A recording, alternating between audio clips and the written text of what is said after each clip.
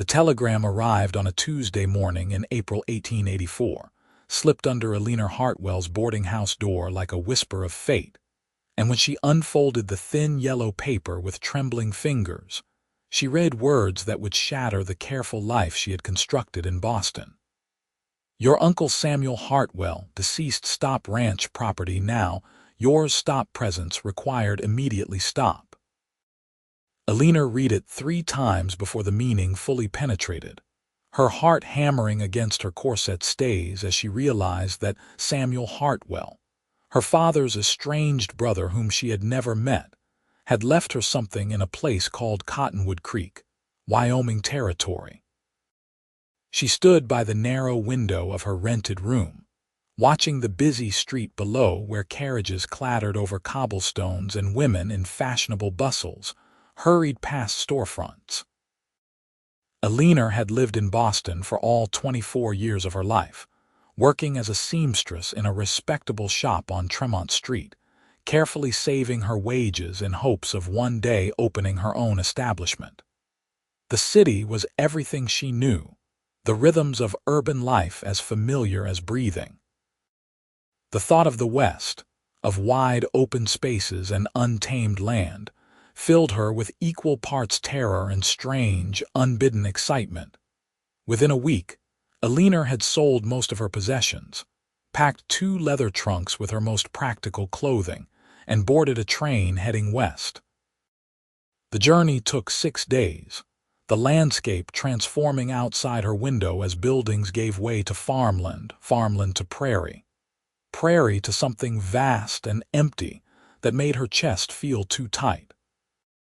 She watched other passengers with interest, noting the rough-dressed men in wide-brimmed hats, the tired-looking families heading toward new opportunities, the sense that everyone was moving towards something or away from something else.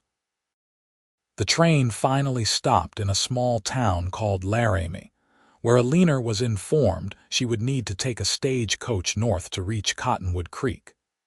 The stagecoach proved to be an entirely different ordeal from the relative comfort of the train. Alina found herself squeezed between a portly merchant who smelled of tobacco and a silent woman in widow's weeds, bouncing over rutted roads that seemed designed to rattle every bone in her body. The landscape outside was unlike anything she had ever imagined, rolling grasslands stretching endlessly under a sky so blue and vast it made her dizzy to look at it. After 2 days of dust, discomfort, and one night in a way station where she barely slept for the sounds of unfamiliar insects and animals, Alina finally arrived in Cottonwood Creek. The town consisted of one main street lined with wooden buildings that looked temporary, as if a strong wind might blow them all away. There was a general store, a saloon, a small church, a land office, and a handful of other establishments whose purposes Alina could not immediately determine. Mountains rose in the distance, their peaks still dusted with snow despite the spring season. Alina climbed down from the stagecoach, her legs unsteady, her traveling suit covered in a fine layer of dust that made her want to weep. She stood on the wooden sidewalk with her 2 trunks beside her, suddenly and completely lost. In Boston, she always knew where she was going, what to do next. Here, she felt as out of place as a hothouse flower in a hayfield. "You must be Miss Hartwell," a voice said behind her. Alina turned to find a man of perhaps 60 years, lean and weathered, with kind eyes under the brim of his hat. "I am George Patterson, the lawyer who sent you that telegram. I am very sorry for your loss, though I understand you did not know your uncle." "I did not," Alina admitted, grateful to hear an educated voice even if it carried a Western drawl. "My father and his brother had a falling out before I was born. I never even knew I had an uncle until your telegram arrived." George Patterson nodded sympathetically and gestured toward a small office across the street. "Perhaps we should discuss matters inside where you can sit down properly. You look exhausted, if you will pardon my saying so." Eleanor followed him gratefully, leaving her trunks on the sidewalk under the watchful eye of the stagecoach driver, who assured her they would be safe. The lawyer's office was sparse but clean, with a desk, several chairs, and shelves lined with leather-bound volumes that looked reassuringly familiar. George Patterson poured her a glass of water from a pitcher, which she drank gratefully despite its metallic taste. "Your Uncle Samuel owned a ranch about 7 miles north of town," George began, settling into his chair and pulling out a folder of documents. "The Running Horse Ranch," he called it. Nearly 800 acres of good grazing land with a creek running through it, a house, barn, and various outbuildings. He also had approximately 40 head of cattle at last count, plus horses and other livestock. Eleanor set down her glass carefully, trying to process this information. "I know nothing about ranching," she said quietly. "I am a seamstress. I have lived my entire life in the city." "I understand this must come as quite a shock," George said gently. "Your uncle left no other family. In his will, he specified that everything should go to you. He also left a small sum of money to cover immediate expenses and to give you time to decide what you wish to do with the property. You could sell it, of course. There are men who would be interested in purchasing good ranch land. Is that what you would advise?" Eleanor asked, searching the older man's face. George Patterson was silent for a moment, then shook his head slowly. "That is not for me to say, Miss Hartwell, but I will tell you that your uncle loved that land. He worked it for 30 years, built it up from nothing. It seems a shame to let it go without at least seeing it for yourself." Eleanor felt something stir in her chest, some quality she had not known she possessed. Perhaps it was stubbornness, or perhaps it was curiosity, or perhaps it was simply that she had nothing waiting for her back in Boston except more of the same endless days bent over her sewing. "Then I should like to see it," she said firmly. George Patterson smiled. "I was hoping you would say that. I can arrange for someone to drive you out there tomorrow morning. The house is fully furnished and should be habitable, though it will need a woman's touch. Your uncle lived simply, as most ranchers do. What happened to him?" Eleanor asked, realizing she had not even inquired about the circumstances of her uncle's death. "His heart gave out," George said simply. "He was found by his neighbor, a man named Cole Rafferty, who owns the adjoining ranch. Cole is the one who sent word to me and made sure everything was secured until you could arrive. He is a good man, and he knows ranching better than anyone in these parts. If you have questions, he would be the one to ask."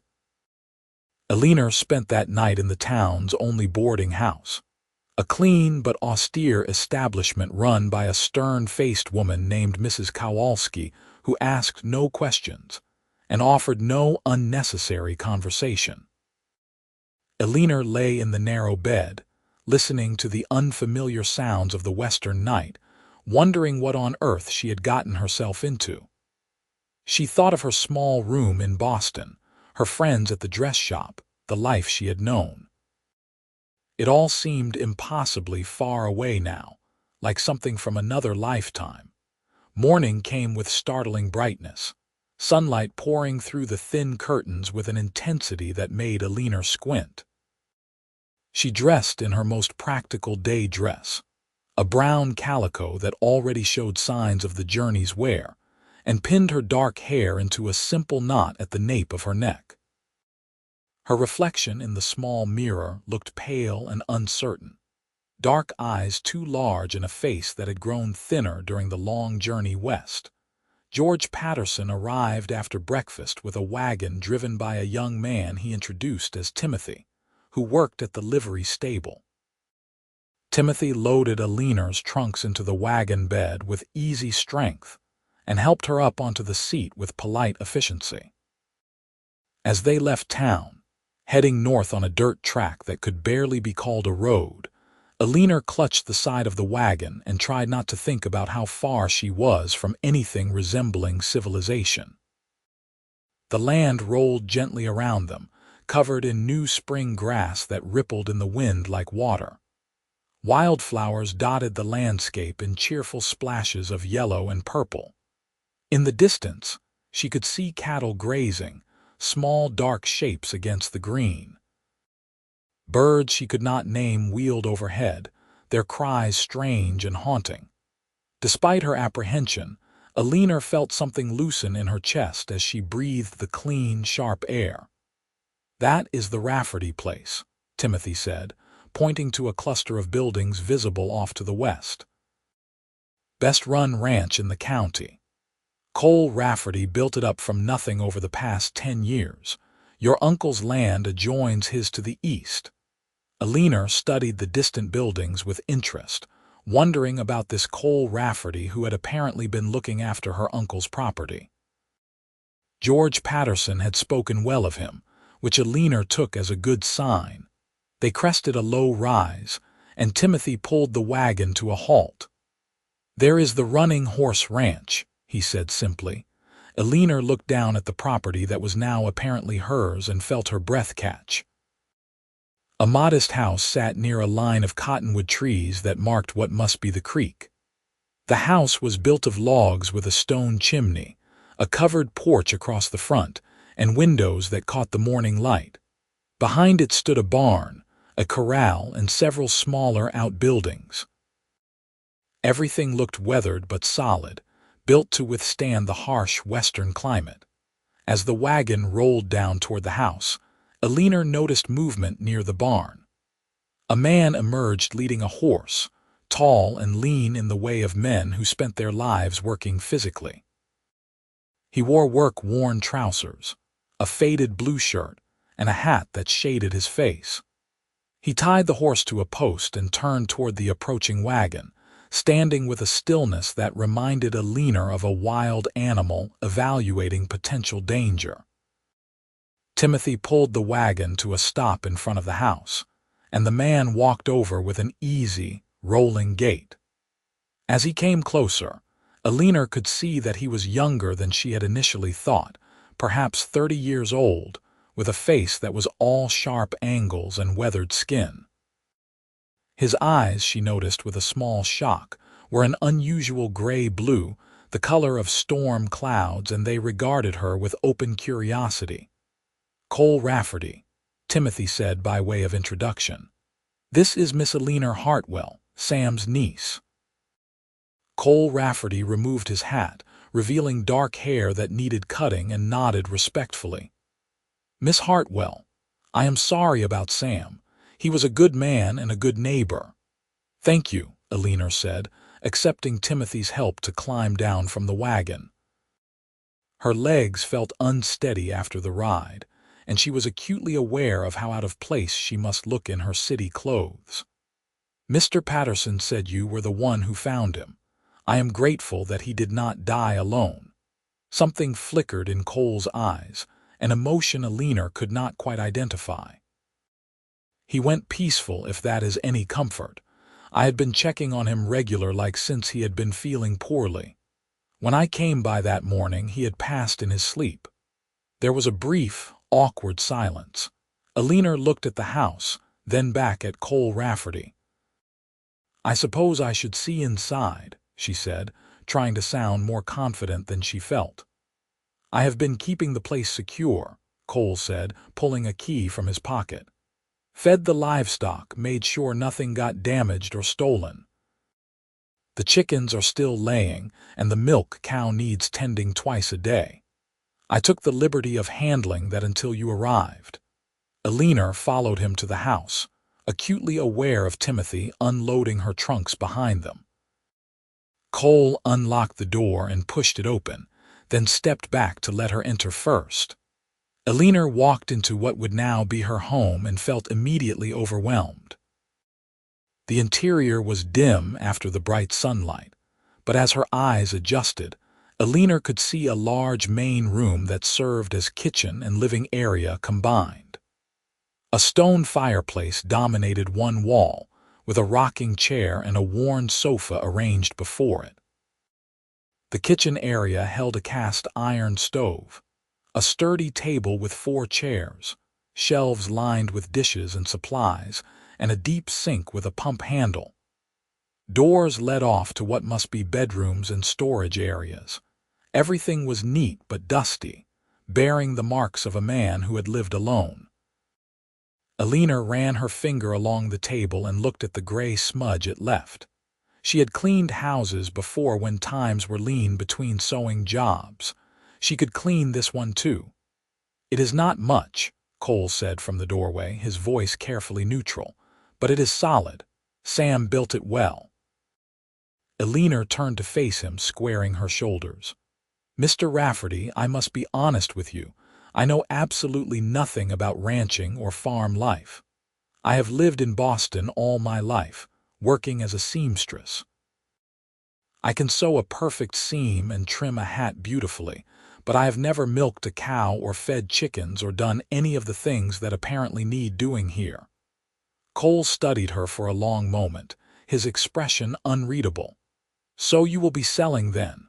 "I do not know," Alina admitted. "But I traveled a very long way to get here, and I think I owe it to my uncle's memory to at least try to understand what he built.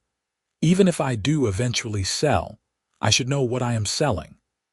A small smile tugged at the corner of Cole's mouth, the first break in his serious demeanor. "That is fair reasoning. How long are you planning to stay?" "I have funds to support myself for several months," Alina said. "I thought I would give it until the end of summer.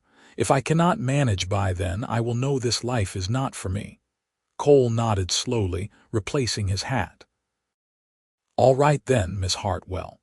Since I am your nearest neighbor and I owe Sam for many kindnesses over the years, I will make you an offer. I will teach you what you need to know to keep this place running. How to care for the animals, how to manage the land, the basics of ranching. In exchange, you can help my sister with some sewing work. She has been struggling to make clothes for her 3 children, and store-bought items are expensive out here." Alina felt a wave of relief so intense she nearly swayed. "You have no idea how grateful I would be for your help, Mr. Rafferty, and I would be happy to help your sister. Sewing is something I actually know how to do." "Then we have an agreement," Cole said, extending his hand. Alina hesitated only briefly before taking it, feeling the rough calluses against her own work-worn fingers. His grip was firm but not crushing, his hand warm and solid. Timothy finished bringing in the trunks and departed with wishes of good luck. Cole showed Alina where the well was for fresh water, how to work the pump at the kitchen sink, and how to manage the fireplace and stove. He pointed out the root cellar where her uncle had stored vegetables and preserved foods, explaining that she would need to restock before winter, but there was enough to get by for now. "The chickens are in the coop behind the barn," Cole continued, leading her outside. "They need feed every morning and evening. You collect eggs in the morning. The milk cow is in the barn. She is gentle and accustomed to being milked. She needs to be milked twice a day, morning and evening, or she will get uncomfortable and her milk will dry up." Alina followed him to the barn, trying to absorb all this information. The building smelled of hay and animals, a scent that was not entirely unpleasant despite its strangeness. Cole showed her where the feed was stored, how much to give each animal, how to check their water supply. "The cattle are out on the range," he said, gesturing vaguely toward the rolling grassland. "They mostly take care of themselves this time of year, grazing and fattening up. Come fall, there will be roundup and decisions to make about which ones to sell and which to keep for breeding. But you do not need to worry about that yet. It all seems so overwhelming," Alina admitted, looking around at the barn, the animals, the vast expanse of land beyond. "I am not sure I can do this." Cole turned to face her fully, his gray-blue eyes serious. You crossed half a continent by yourself to come here. That took courage. Learning to milk a cow is nothing compared to that. Eleanor felt something warm unfurl in her chest at his words. I suppose when you put it that way, I have already done the hardest part. Tomorrow morning, I will come by at dawn and show you how to do the morning chores, Cole said. Then we can talk about what else needs to be done around here. Your uncle was sick for several months before he passed, so some things have been let go. Nothing that cannot be fixed, but it will take work. I am not afraid of work, Eleanor said firmly, and was surprised to realize she meant it. Cole nodded approvingly and headed toward his horse. Eleanor watched him mount with the easy grace of someone who had been riding since childhood. Get some rest, Miss Hartwell. Dawn comes early out here. After he rode away, Eleanor stood in the yard of her new property, feeling the wind tug at her hair and skirts. The sun was beginning its descent toward the mountains, painting the sky in shades of gold and pink that took her breath away. In Boston, the sky was a narrow strip between buildings, often gray with coal smoke. Here, it was everywhere, vast and endless and beautiful. She went back inside and spent the rest of the daylight hours unpacking her trunks and exploring the house more thoroughly. There were 2 bedrooms, one that had clearly been her uncle's and a smaller one that must have been intended as a guest room. Eleanor chose the smaller room for herself, unable to shake the feeling that the other one still belonged to Samuel Hartwell somehow. She found his clothes still hanging on pegs, his razor and comb on a shelf, a book on the bedside table. She would have to go through his things eventually, but not yet. The kitchen yielded tin plates and cups, cast iron pans, basic utensils. The pantry held flour, cornmeal, dried beans, coffee, sugar, and various other staples. In the root cellar, Eleanor found jars of preserved vegetables, apples stored in sand, potatoes beginning to sprout. Her uncle had been preparing for a future he would not live to see. As darkness fell, Eleanor lit the kerosene lamps and made herself a simple meal of bread and cheese from the supplies she had purchased in town. She sat at the wooden table, listening to the night sounds outside, the chirp of crickets, the distant yip of what might be coyotes, the rustle of wind through the cottonwoods. It was so quiet compared to the city, where there was always the clatter of carriages, the shouts of vendors, the general hum of humanity pressed close together. She cleaned up her simple meal and prepared for bed, suddenly exhausted to her bones. The bed in the small room was simple but comfortable, the linens clean if worn. Eleanor blew out the lamp and lay in the darkness, feeling the strangeness of this new life settling over her like a blanket. She thought of Cole Rafferty's gray-blue eyes and the quiet confidence in his voice when he said she had courage. She hoped he was right. The sound of a rooster crowing jolted Eleanor awake when the sky was barely light. She dressed hastily in her oldest day dress, splashed cold water on her face from the basin, and pinned up her hair. She was just finishing when she heard the sound of a horse outside. Looking through the window, she saw Cole Rafferty dismounting in the yard. Eleanor hurried outside, wrapping a shawl around her shoulders against the morning chill. Cole nodded a greeting. "Ready for your first lesson in ranching, as ready as I will ever be," Eleanor said, trying to sound confident. Cole led her to the chicken coop first, showing her how to scatter the feed and check for eggs. The chickens clucked and fussed around her feet, making Eleanor nervous until Cole assured her they were harmless. She gathered eggs carefully, placing them in the basket he provided, pleased when he nodded approvingly at her gentle handling. The milk cow proved more challenging. Eleanor stood beside the placid animal, staring at the bucket and the unfamiliar task before her. Cole demonstrated the technique, his hands sure and efficient as streams of milk pinged into the bucket. Then he stood and gestured for Alina to take his place. "I am going to do this wrong," Alina said, settling onto the stool with trepidation. "Probably," Cole agreed with that hint of a smile she was beginning to recognize. "But you will get better with practice." Alina's first attempts were clumsy and ineffective, producing barely a trickle. The cow shifted impatiently and Alina flinched. "She is going to kick me." "Bessie here is the gentlest creature on 4 legs," Cole said. "She is just wondering why breakfast is taking so long. Here, let me show you again." He crouched beside Alina, taking her hands in his to position them correctly. Alina felt her breath catch at the unexpected contact, very aware of his closeness and the warmth of his hands guiding hers. "Firm but gentle," he said, his voice close to her ear. "Like this." Under his guidance, Alina finally managed a proper stream of milk. She looked up at him, delighted, and found him looking back at her with an expression that made her heart skip. Then he stood abruptly, stepping back. "You have got it now. Keep going until the udder is empty." By the time Alina finished milking, her hands ached and her back was sore from the unfamiliar position. But the bucket was respectably full, and she felt a ridiculous surge of pride at this small accomplishment.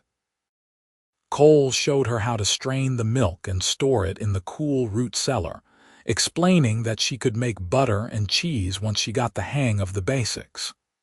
"Now the horses need tending," Cole said, leading her back to the barn. There were 4 horses in the stable, including the one Cole had ridden over. He showed her how to check their hooves, how much grain to give them, how to ensure they had fresh water. Alina found herself fascinated by the animals, their large dark eyes and soft noses that nuzzled her hands looking for treats. "You ride?" Cole asked, watching her stroke a pretty chestnut mare. "I have never even sat on a horse," Alina admitted. "In the city, we took streetcars and hired carriages." "You will need to learn," Cole said. "You cannot manage a ranch on foot. The land is too big, but we will save that lesson for another day. You have learned enough for one morning." They walked back to the house, and Alina offered to make coffee. Cole accepted, settling into one of the chairs at the table while Alina worked the stove, grateful that at least she knew how to make a decent pot of coffee.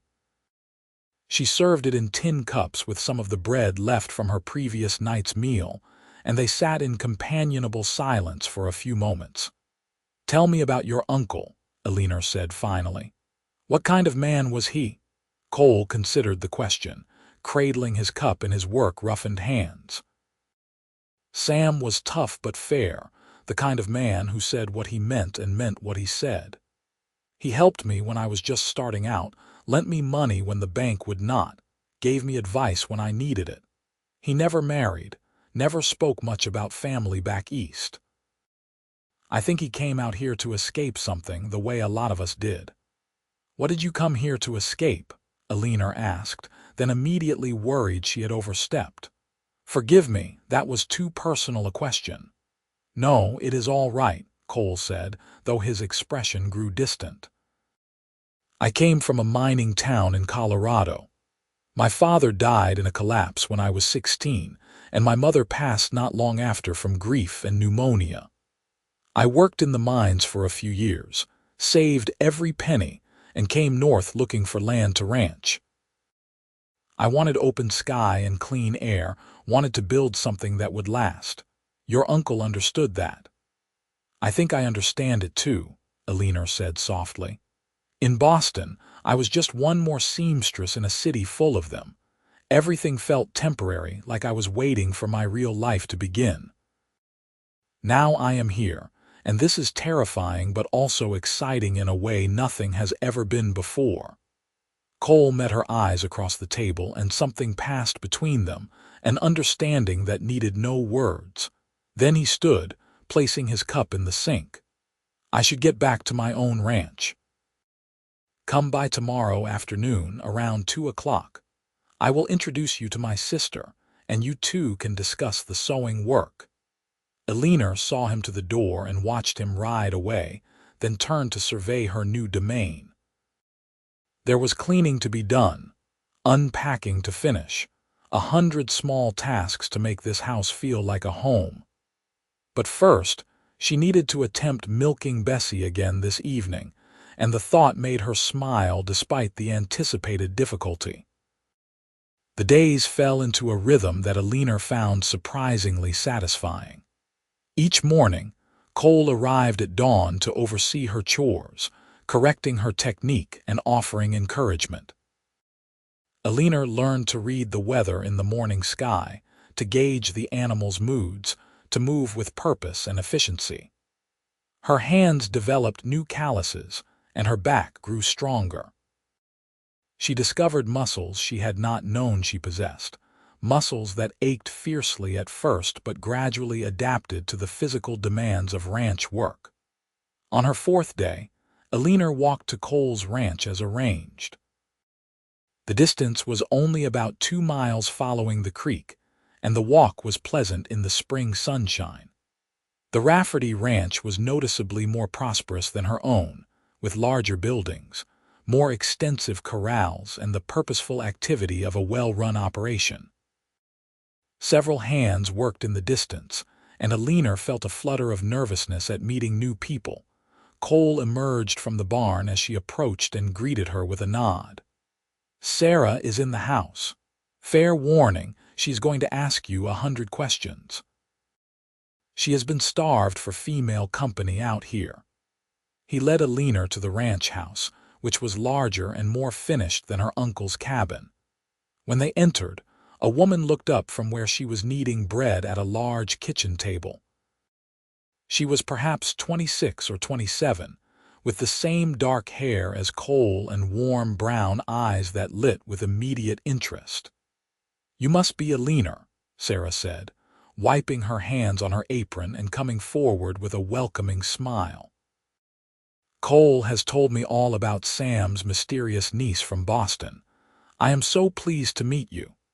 Eleanor took to Sarah immediately, charmed by her warmth and easy manner. Within minutes, they were seated at the table with tea while Sarah's 3 children played outside under the watchful eye of their father, Sarah's husband Martin, who worked as Cole's foreman. "I have brought fabric samples," Eleanor said, pulling a small bundle from the bag she had carried. Even after her journey west, she still had some materials she had packed specifically for this purpose. "If you can tell me what the children need, I can show you what is possible." Sarah's eyes lit up with genuine delight. "Everything," she said honestly. "They grow so fast, and the clothes they have are more patches than original fabric at this point. I can do basic mending, but I am hopeless at anything more complicated." They spent the next hour discussing possibilities, with Eleanor sketching simple designs and explaining what she could create. It felt wonderful to talk about sewing again, to plan and design even if these would be simple children's clothes rather than the elaborate dresses she had made in Boston. "I will need to go to town to purchase more fabric and supplies," Eleanor said finally. "Perhaps we could go together. I would appreciate advice on the best shops, and I confess I would enjoy the company." "That sounds lovely," Sarah said warmly. "Martin can spare me for a day and the children would enjoy the outing. Shall we say Friday? That gives you a few more days to settle in." As Eleanor prepared to leave, Sarah walked her to the door. "Cole says you are learning quickly," she said quietly. "That is good. This land can be harsh, but it can also be wonderful if you give it a chance." "Your brother is an excellent teacher," Eleanor said, surprised to feel warmth rise in her cheeks at the mention of Cole. Sarah's knowing smile suggested she had noticed the blush, but she said nothing more than, "He is a good man. He will see you safely home if you wait a moment." Eleanor started to protest that she knew the way, but Cole appeared leading 2 saddled horses before she could speak. "Time for your first riding lesson," he announced. Eleanor's eyes widened. "Now, I thought you said we would save that for later. No time like the present, Cole said. Besides, you cannot walk back and forth to town or between our ranches forever. You need to learn to ride. Alina approached the horses with trepidation. Cole had chosen the gentle chestnut mare, the one he had caught Alina petting in the barn. This is Daisy, he said. She is the calmest horse I own, and she knows these trails blindfolded. She will take good care of you. Getting into the saddle proved to be a complicated endeavor involving stirrups and mounting blocks and Alina's skirts getting in the way. By the time she was finally seated on Daisy's back, she felt flustered and off balance.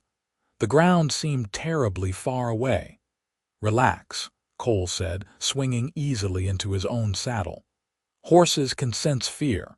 Take a breath and trust that Daisy knows what she is doing. They started at a walk, with Cole keeping his horse close beside Alina's. At first, every movement felt precarious, but gradually, Alina began to feel the rhythm of Daisy's gait, learning to move with the horse rather than fighting against it. By the time they reached her ranch, Alina was actually beginning to enjoy the experience. Tomorrow, we will go a little faster, Cole said as he helped her dismount. His hands spanned her waist, lifting her down with easy strength, and for a moment they stood very close. Alina looked up into his gray-blue eyes and felt her heart stutter. Cole stepped back quickly, clearing his throat. You did well today. Keep practicing, and you will be riding like you were born to it. After he left, Alina found herself thinking about the moment by the horses, the feel of his hands at her waist, the way he had looked at her. She tried to push the thoughts away, telling herself she was being foolish. Cole was helping her out of obligation to her uncle and nothing more. The last thing she needed was to develop inappropriate feelings for her neighbor. But over the following weeks, Alina found it increasingly difficult to ignore the way her heart lifted when Cole arrived each morning, the way she looked forward to their lessons and conversations. He taught her to ride with increasing confidence, to check the cattle for signs of injury or illness, to raid the land and understand the rhythms of ranch life. He was patient with her mistakes and generous with his praise when she succeeded. They talked as they worked, sharing stories of their different lives. Alina told him about Boston, about the dress shop and her friends there, about the parents she had lost to influenza when she was 19. Cole spoke of his childhood in the mining camps, his determination to build a better life, the satisfaction he found in working land that was his own. Why did you never marry? Alina asked one day as they rode the boundary of her property, checking fence lines. Then she blushed, realizing how forward the question was. I apologize, that was presumptuous of me. No harm in asking, Cole said easily. I was engaged once back in Colorado, a girl named Margaret from one of the merchant families. But when I told her I wanted to come north and start ranching, she made it clear she had no intention of living that kind of life. She wanted to stay near her family, wanted the security of a town. We parted ways and she married a banker. Do you regret it? Alina asked softly. Cole was quiet for a moment, his eyes scanning the horizon. No, he said finally.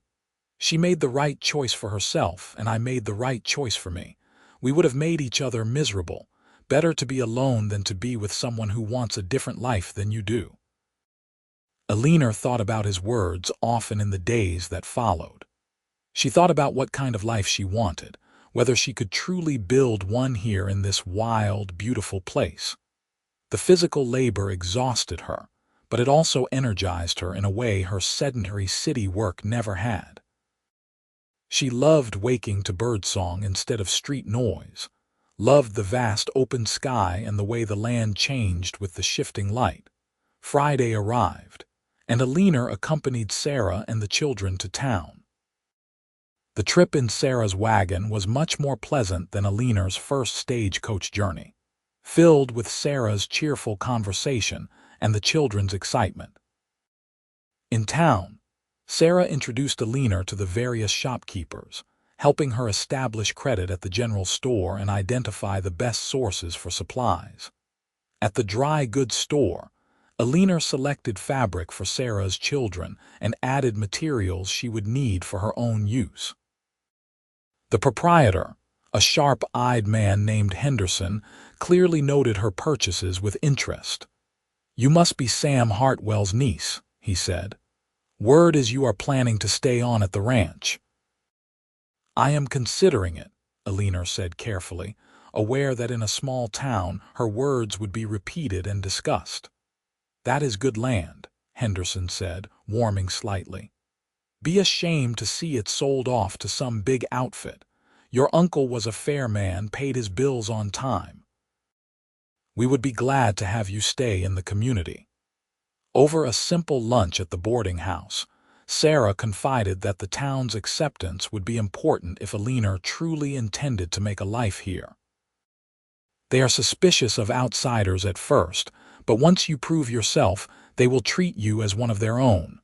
Cole and Martin have vouched for you, which helps considerably." "I did not realize there would be so much politics involved," Alina said, bemused. Sarah laughed. "Small communities are all politics, just of a different sort than what you might be used to. Out here, your reputation is everything. People need to know they can trust you, that you will help your neighbors and pull your weight." That evening, Alina sat on her porch as the sun set, thinking about everything Sarah had said. She had been here nearly a month now, and the ranch was beginning to feel like home. The morning chores no longer exhausted her completely, and she had even begun to enjoy the routine. Her body was changing, growing stronger and leaner. Her hands were rough with calluses, her face had gained color from the sun despite her best efforts with her bonnet, and she felt more alive than she ever had in Boston. The sound of an approaching horse brought her out of her reverie. Cole rode into the yard looking troubled. Alina stood, immediately concerned. "What is wrong? Storm coming," Cole said, dismounting. "A bad one by the look of the sky. I wanted to make sure you know what to do. Get all the animals into the barn. Secure anything loose that could blow away, and stay inside until it passes. These spring storms can be violent, nothing like what you are used to back east." Alina looked at the western horizon and saw dark clouds building, tinged with an ominous greenish hue. "What can I do to help?" Together, they worked to prepare the ranch for the storm. Cole helped her herd the chickens into their coop and the cattle into the barn, secure the shutters on the house, bring in anything that might become a projectile in high winds. Alina found herself working alongside him with increasing efficiency, their movements coordinated from weeks of working together. The first drops of rain began to fall as they finished. Cole glanced at the sky, now dark and roiling with clouds. "I should go. I need to make sure everything is secure at my place." "You cannot ride in this," Alina protested as the wind suddenly picked up, bending the cottonwoods and sending dust swirling. "Stay here until it passes. You said yourself it is dangerous." Cole looked torn, clearly worried about his own ranch but also aware that the storm was rapidly worsening. A brilliant flash of lightning followed almost immediately by a crack of thunder made the decision for him. "All right, but only until the worst passes." They ran for the house as the rain began in earnest, reaching the porch just as the sky opened in a deluge. Alina had never seen rain like this, sheets of water blown nearly horizontal by the screaming wind. Lightning strobed continuously, and the thunder was so loud it shook the walls.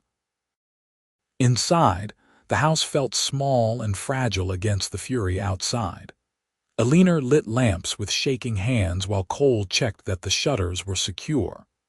The storm raged for what felt like hours, the wind howling like a living thing. At one point, Something struck the side of the house with a tremendous crash, making Alina cry out in alarm. "Just a branch," Cole said, though his expression was tense. "The house will hold. Your uncle built it strong." They sat at the table, drinking coffee that Alina made more for something to do with her hands than from any real desire for it. The lamplight created a small circle of warmth and safety while the storm battered the world outside. Alina found herself acutely aware of Cole's presence, of being alone with him in the intimate confines of the house. "Are you frightened?" Cole asked, watching her face in the flickering light. "Yes," Alina admitted, "but also exhilarated in a strange way. Everything out here is so much more intense than in the city. The storms, the sunsets, the distances. It makes me feel more alive." Cole smiled, a real smile that transformed his usually serious face. "I felt the same way when I first came here. Like I had been living half a life before and did not even know it." "Exactly," Alina said, leaning forward. "In Boston, everything was so controlled, so predictable. I knew what every day would bring. Here, I never know what will happen. It is terrifying but also wonderful." "Do you think you will stay?" Cole asked quietly. "Truly stay, not just until summer ends." Alina met his eyes across the table, seeing something there that made her breath catch. "I think I might," she said softly, "if I can make it work." "You are making it work already," Cole said. "In just a month, you have learned things that take some people years. You have courage, Alina Hartwell, more than you give yourself credit for." The sound of her first name on his lips sent warmth flooding through her. They had maintained formal address throughout their acquaintance, proper and respectful, but something had shifted between them, some barrier had fallen. "Cole," she said, testing his name, "will you tell me something honestly? Why have you been so kind to me? You barely knew my uncle, and you owe me nothing. Yet you have spent hours teaching me, helping me, going far beyond what good neighborliness requires." Cole looked down at his cup, a muscle working in his jaw. When he looked up again, his gray-blue eyes were intense. "Because from the moment I saw you step down from that wagon, looking lost and determined and beautiful all at once, I wanted to give you reasons to stay. I told myself it was for Sam's sake, or because it was the right thing to do, but that was not the whole truth. The truth is I have not been able to stop thinking about you." Alina's heart hammered so hard she was sure he must hear it. "I have thought about you too," she whispered. "Every morning when I hear your horse in the yard, I feel my spirits lift. When you are teaching me something new, I find myself watching your hands, your face, wanting the moment to last longer. I told myself I was being foolish, that you were just being kind. But then sometimes I would catch you looking at me and wonder if perhaps it was not all in my imagination." Cole stood abruptly, moving around the table to stand before her. Alina rose to meet him, her heart in her throat. "Alina," he said, her name rough with emotion. "If I am reading this wrong, tell me now and we will forget this conversation ever happened. But if I am not wrong, if you feel even a fraction of what I feel, then I need you to know that I am falling in love with you." "You are not wrong," Alina breathed, and then his hands were framing her face and his lips were on hers, and she was kissing him back with all the longing that had been building for weeks. The kiss was gentle at first, almost tentative, as if they were both afraid of breaking something precious. Then Alina's arms went around his neck and Cole pulled her closer, and the kiss deepened into something urgent and profound. Alina had been kissed before, brief stolen kisses from boys in Boston who meant nothing, but this was entirely different. This was like the land itself, vast and overwhelming and real in a way nothing had ever been before. When they finally broke apart, both breathing hard, Cole rested his forehead against hers. "I have wanted to do that for weeks," he admitted. "I wish you had done it sooner," Alina said, making him laugh. They sat together on the sofa as the storm gradually abated, holding hands and talking in low voices about the future they might build together. Cole spoke of expanding both ranches, of the possibilities that would open up with their combined land and resources. Eleanor talked about her dreams of building something lasting, of raising children who would grow up strong and free under the big western sky. "Is it too soon to be talking like this?" Eleanor asked at one point, suddenly uncertain. "We have only known each other a month. Out here, a month of working side by side tells you more about a person than years of courtship in a city drawing room," Cole said. "I know you are strong and brave and adaptable. I know you do not give up when things are hard. I know you love this land the way I do. What else do I need to know?" "That I am terrified I will disappoint you," Eleanor admitted. "That I still have so much to learn, that I might fail at this ranching life and ruin everything." Cole took her face in his hands, his expression fierce and tender at once. "You will not fail. Even if things are hard, even if we struggle, we will do it together. That is what marriage means, Eleanor, facing everything together." "Is that a proposal?" Eleanor asked, her voice trembling between laughter and tears. "It is if you want it to be," Cole said. "I know I should do this properly, should court you for months and get down on one knee with a ring, but I do not want to wait. I want to wake up every morning knowing you are mine and I am yours. I want to build a life with you starting now. So yes, Eleanor Hartwell, I am asking you to marry me." Eleanor thought of Boston, of the safe, predictable life she had left behind. She thought of her Uncle Samuel, who had come west to build something of his own and left it to her. She thought of the land she was learning to love, the sky that went on forever, the man before her whose gray-blue eyes held all the promise of a future she had never dared to dream. "Yes," she said simply. "Yes, I will marry you." Cole kissed her again, and Eleanor felt as if she was flying, as if the storm outside had lifted her up and transformed her into someone entirely new. When they finally drew apart, the rain had stopped and the first stars were appearing in the clearing sky. "I should go check on my ranch," Cole said reluctantly. "But I will be back first thing in the morning and we will tell Sarah and Martin. They will be thrilled. Sarah has been dropping hints for weeks that we would make a good match." "Has she really?" Eleanor asked, delighted. "She has," Cole confirmed. "My sister is not subtle when she decides two people belong together." After Cole left, riding away through the rain-washed night, Eleanor stood on her porch and looked up at the stars emerging from behind the departing clouds. Everything had changed in the space of a few hours. The lonely city seamstress who had arrived a month ago feeling lost and afraid no longer existed. In her place was a woman who could milk a cow and ride a horse, who understood the language of the land, who had found love in the most unexpected place. The following weeks passed in a blur of activity and happiness. Cole came every morning as always, but now their lessons were punctuated with stolen kisses and shared laughter. They told Sarah and Martin, who celebrated the news with genuine joy. They rode to town together to see George Patterson about the legal requirements for marriage and to tell Mrs.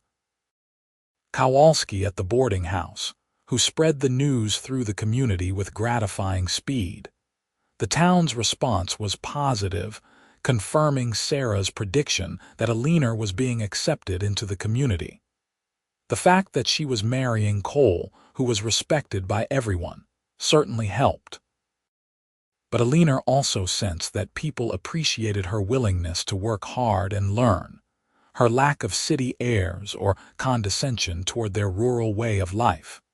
Eleanor finished the clothes for Sarah's children, working late into the evenings by lamplight. When Sarah saw the finished garments, she actually had tears in her eyes. "These are beautiful," she said, running her hands over the careful stitching. the neat seams, the small decorative touches Alina had added. The children have never had anything so fine. It was my pleasure, Alina said honestly. It felt good to sew again, to create something with my hands. You could do quite well here as a seamstress, Sarah suggested. There are plenty of women in the area who would pay for quality work, and the nearest competition is over 40 miles away. The idea took root in Alina's mind. She could continue doing the work she loved while also managing the ranch. It would provide additional income and allow her to contribute to their household in a way that felt authentically hers. They set the wedding date for late June, giving themselves 2 months to prepare. Alina wrote to her friends in Boston, informing them of her plans. The responses that trickled back over the following weeks ranged from excited congratulations to genuine concern that she was making a terrible mistake. One friend wrote that she was throwing away her life to become a drudge on some God-forsaken frontier, that she would regret leaving civilization behind. Alina read that particular letter to Cole as they sat on her porch one evening, and they both laughed.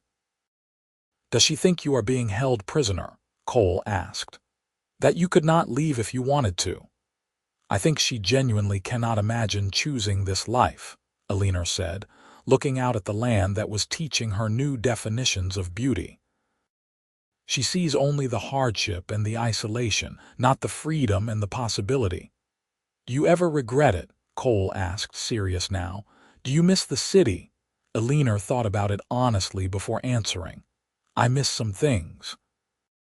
I miss my friends, the convenience of having shops and services nearby, the cultural activities. But I do not miss the person I was there. I was going through motions, marking time, waiting for something without knowing what I was waiting for. Here, I am building something real. I am becoming someone I actually want to be." Cole took her hand, pressing a kiss to her work-roughened knuckles. "You were always that person, Alina. You just needed the right place to let her emerge." As the wedding approached, Alina found herself learning new skills at an accelerated pace.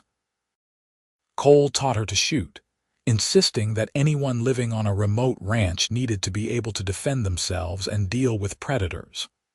The first time Alina fired a rifle, the recoil nearly knocked her over, but Cole steadied her, and she tried again. By the end of the week, she could reliably hit a target at 20 paces.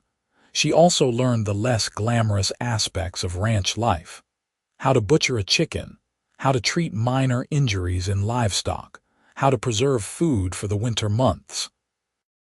Cole's lessons were thorough and patient, and Alina applied herself with determination. She wanted to be a true partner, not a helpless city woman who needed constant assistance. In late May, a traveling preacher arrived in Cottonwood Creek, staying for 2 weeks to perform marriages, baptisms, and other services for the scattered ranching community. Cole and Alina met with him to finalize their wedding plans. Reverend Matthews was an elderly man with kind eyes who had been riding this circuit for 20 years. He seemed pleased by their obvious affection for each other. "So many marriages out here are matters of convenience," he told them. "Men needing help with homesteads, women needing protection and security. There is nothing wrong with that, mind you, but it is refreshing to see a couple who are genuinely in love." The wedding was planned for a Sunday afternoon at the small church in town. Sarah insisted on hosting a celebration afterward at the Rafferty Ranch, enlisting Martin and several of the hands to help prepare. Alina sewed her own wedding dress, working late into the nights by lamplight, creating a simple but elegant gown in cream-colored silk she had purchased from her carefully hoarded savings. Cole spent his evenings working on the house, making improvements and expansions to accommodate their shared life. He knocked out a wall to enlarge the main bedroom, built new shelves and storage, repaired anything that showed signs of wear. Alina watched him work, marveling at the skill of his hands and the thoughtfulness he put into every detail. "I want you to feel this is your home," he told her. "Not just something you inherited from your uncle, but a place we are building together." 2 days before the wedding, Alina received an unexpected visitor. She was working in the kitchen garden she had started, planting vegetables for the summer, when she heard a horse approach. Looking up, she saw a woman she did not recognize riding side saddle on a beautiful bay mare. The woman dismounted gracefully and approached with a smile. She was perhaps 30 years old, attractive in a sharp-featured way, dressed in expensive riding clothes that spoke of money. "You must be Alina Hartwell," she said, extending a gloved hand. "I am Margaret Thornton. I think Cole may have mentioned me." Alina felt her stomach tighten. Margaret, Cole's former fiancé. "He mentioned he was engaged once, yes. What brings you here, Mrs. Thornton?" "Miss, actually," Margaret said, her smile never wavering. "The engagement to the banker did not work out.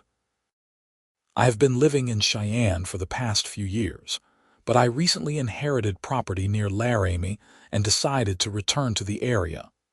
Imagine my surprise when I heard that Cole was getting married.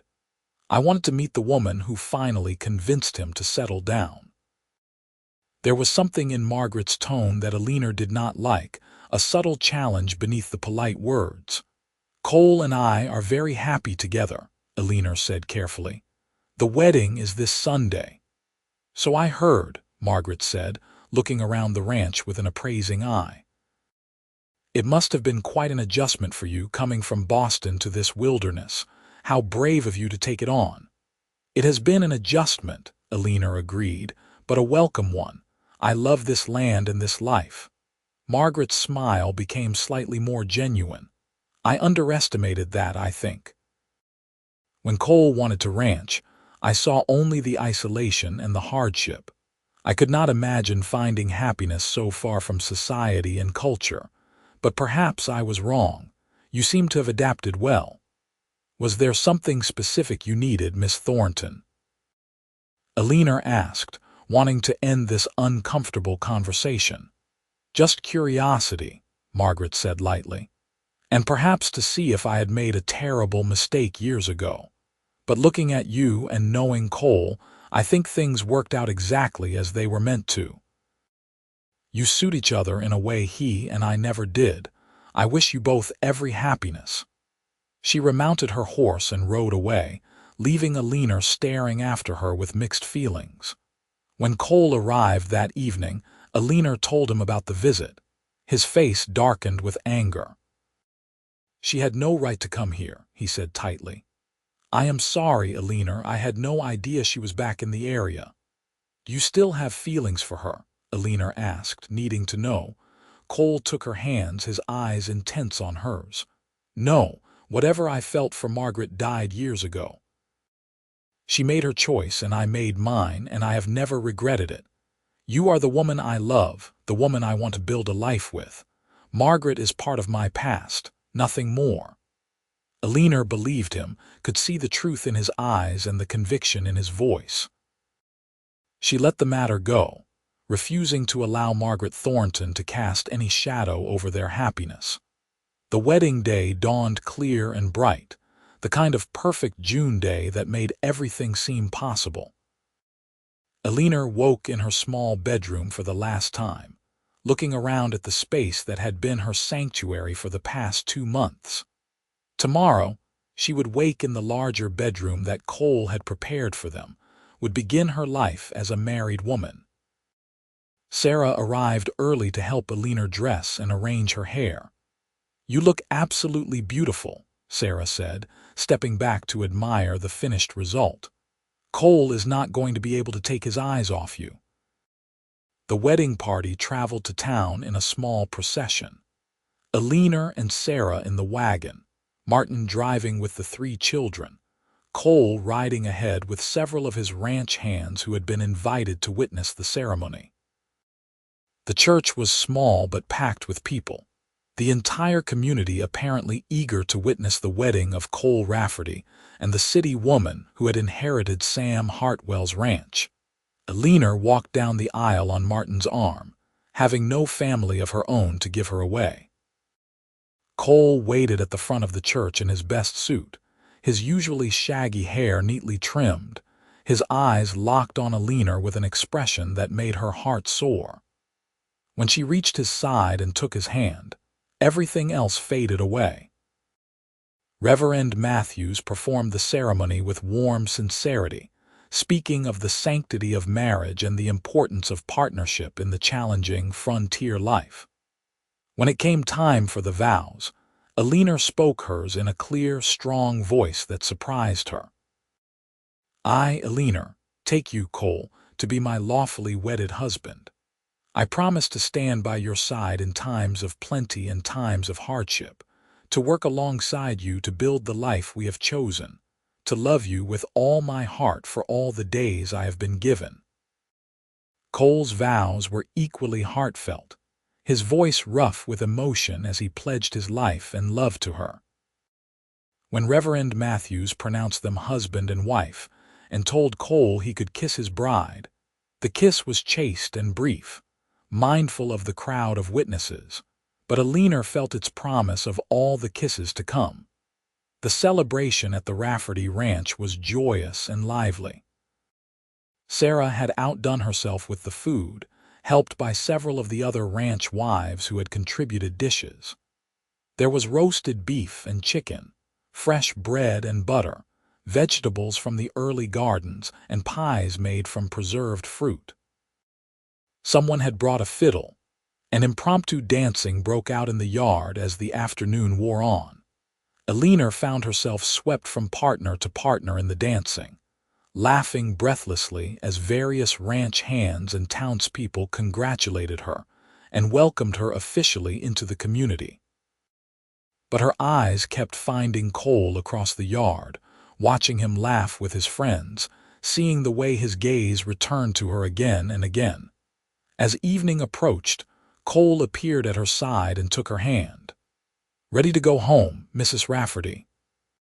he asked, and Alina thrilled at the sound of her new name. They rode back to the ranch together on Cole's horse, Alina seated sideways in front of him with his arms securely around her. The sun was setting behind them, painting the sky in brilliant shades of orange and gold. When they reached the house, Cole dismounted and lifted Alina down, then surprised her by sweeping her up into his arms. "What are you doing?" Alina asked, laughing. "Carrying my bride across the threshold," Cole said, shouldering open the door. "It is traditional." Inside, Alina noticed immediately that the house had been transformed during her absence. Fresh flowers filled jars on the table and windowsills. The lamps were already lit, casting warm light over the polished furniture and scrubbed floors. Someone, probably Sarah, had prepared the house for their wedding night. Cole set Alina down gently and pulled her into his arms. "Hello, wife," he said softly. "Hello, husband," Alina replied. And then there were no more words for a long time, only the two of them learning the language of love that needed no speech. The months that followed were the happiest Alina had ever known. She and Cole worked the ranch together, their combined efforts making tasks easier and more efficient.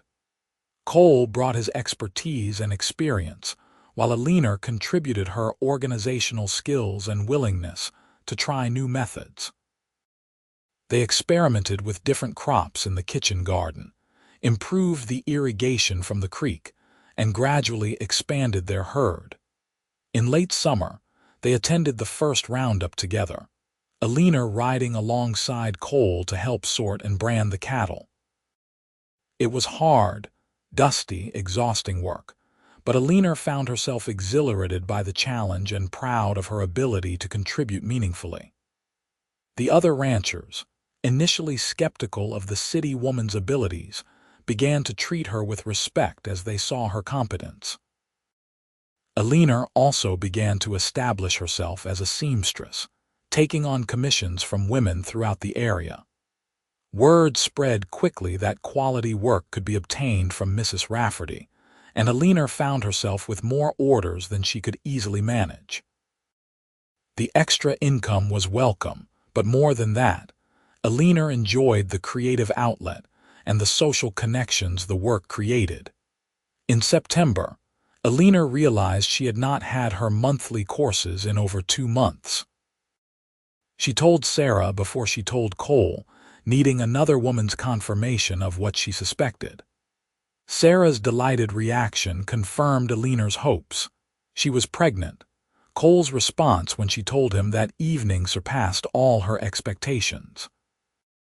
He picked her up and spun her around despite her laughing protests, his face alight with joy. "A baby," he kept repeating. "We are going to have a baby." "Are you happy?" Alina asked, suddenly nervous despite his obvious delight. "Happy does not begin to cover it," Cole said, cradling her face in his hands. "Alina, you have given me everything I never knew I wanted. A home, a partner, and now a child. I love you more than I can say." The pregnancy progressed smoothly despite the continued demands of ranch work. Cole became almost comically protective, trying to prevent Alina from doing any heavy lifting or strenuous activity. Alina tolerated his concern with good humor, negotiating compromises that allowed her to remain active while not overtaxing herself. Winter arrived with the first snow in November, transforming the landscape into something stark and beautiful. Alina experienced her first Wyoming winter, learning to cope with the bitter cold and the constant challenge of keeping the house warm and the animals safe. There were days when the wind howled so fiercely that venturing outside was dangerous, days when the snow piled so high that they could barely open the doors. But there was also a cozy intimacy to those winter months, being snowed in together with only each other for company. Alina sewed baby clothes by the fire while Cole carved a cradle from wood he had been saving for something special. They talked for hours, making plans for their growing family, dreaming about the future. In February 1885, Alina went into labor during a blizzard.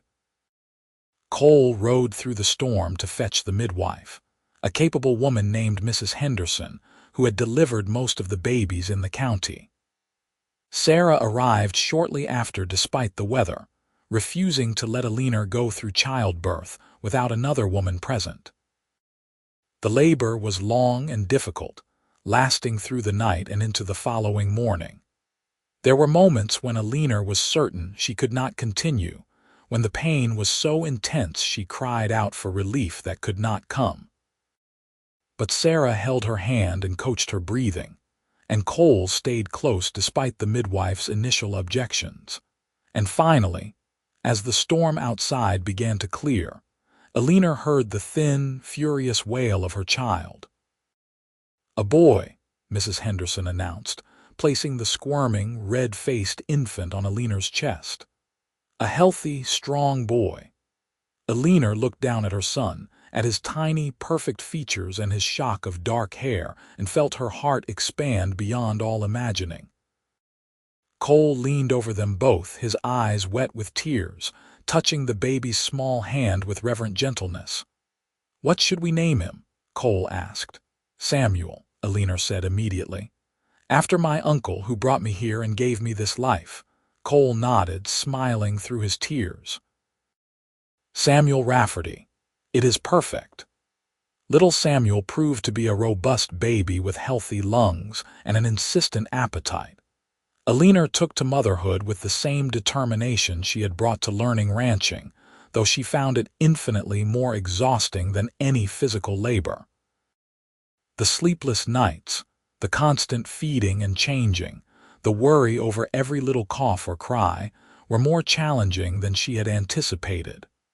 But there was also overwhelming love, a fierce protective instinct that surprised her with its intensity. When she held Samuel against her breast and watched him nurse, feeling the tug of his mouth and seeing his tiny hand curl against her skin, Alina felt connected to something primal and profound.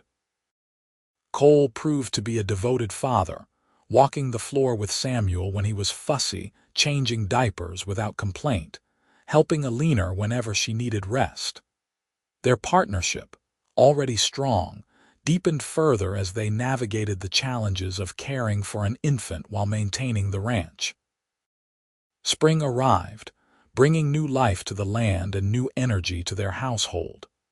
Alina gradually resumed her sewing work, fitting it in around Samuel's naps and feeds.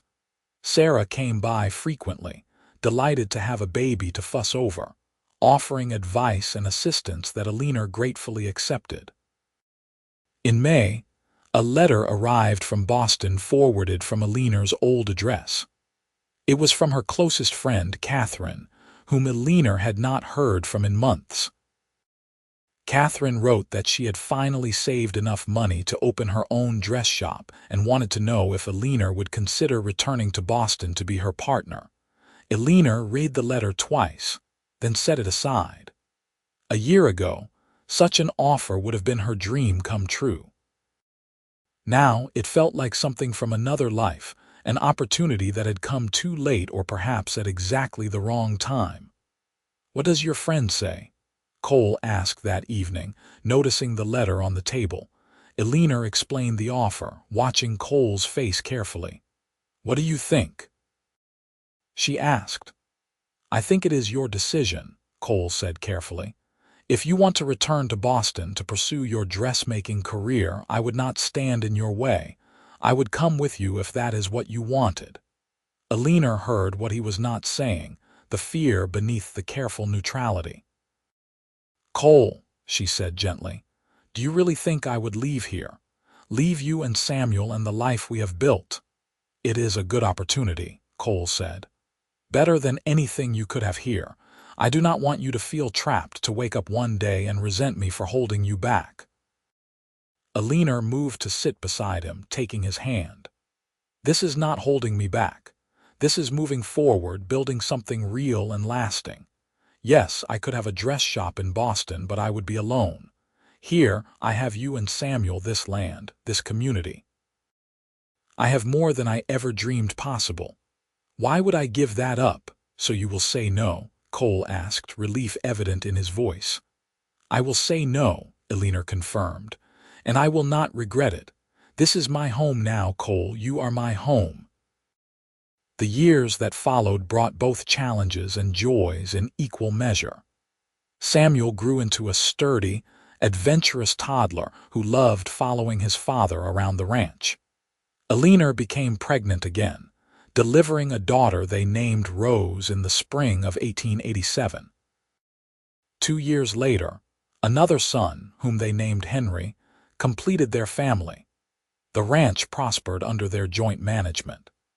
Cole's ranching expertise combined with Alina's organizational skills and willingness to try new methods created an operation that became increasingly successful.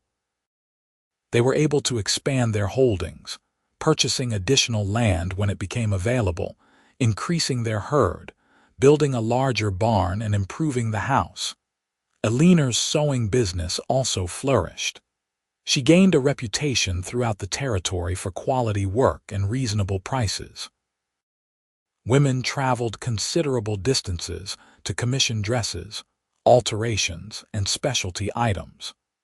Alina took pride in her work and in her ability to contribute to their household income. The community that had initially been skeptical of the city woman fully embraced Alina as one of their own. She helped organize a women's auxiliary that raised funds for the church and school, taught sewing classes to girls who wanted to learn the trade, and served as midwife's assistant for several births in the area. Margaret Thornton reappeared occasionally, having established herself on her inherited property. The initial awkwardness evolved into a distant but cordial acquaintance. Margaret eventually married a businessman from Cheyenne and seemed content with her choices. The few times she and Alina interacted, there was mutual respect if not warmth. The challenges they faced were real and sometimes severe. There were harsh winters that killed livestock, summers of drought that threatened their water supply, illnesses that swept through the family, leaving everyone exhausted. There were financial setbacks when cattle prices fell, accidents that required expensive medical attention, moments when Alina wondered if they could continue. But they endured, supporting each other through every crisis, never facing difficulties alone. Cole remained Alina's rock, steady and strong, while Alina brought creativity and resilience to every problem.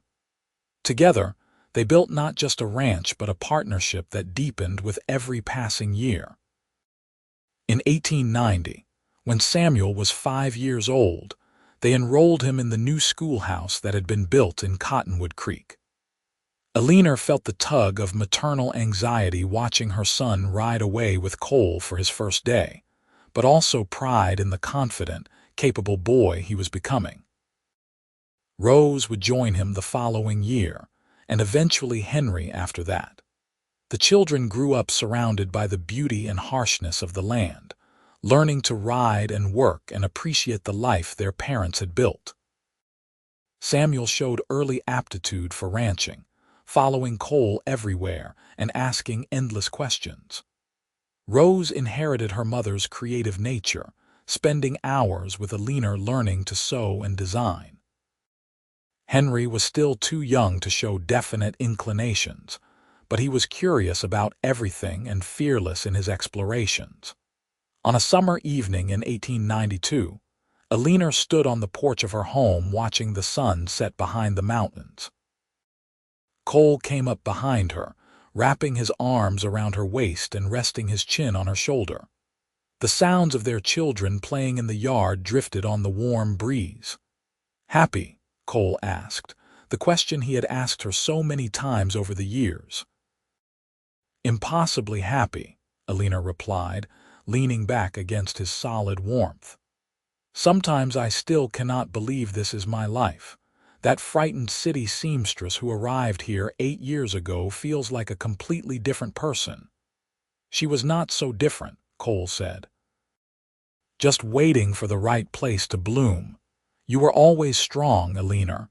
You just needed space to discover it." Alina turned in his arms to face him, reaching up to touch his face.